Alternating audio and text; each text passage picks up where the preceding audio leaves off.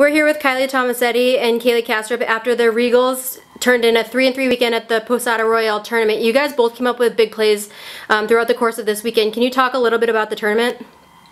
Go ahead, Kai. This tournament's always a tough one. I mean, 6 games in 3 days is always like mentally challenging, but I think altogether we did good. I mean, 3-3 is one of the best, well, at least since I've been here, one of the best weekends we've had, so I'm pretty proud of our team. I'm pretty proud of my team as well. I'm glad we played through the fatigue and stayed together and didn't bicker at each other, and we're just there to help each other and knew that we needed to get through it, so I'm really proud of everybody. And you guys faced a couple of SCIAC teams and a couple of Division I programs. How do you use this tournament and those games to learn and to move forward, especially with SCIAC season on the horizon?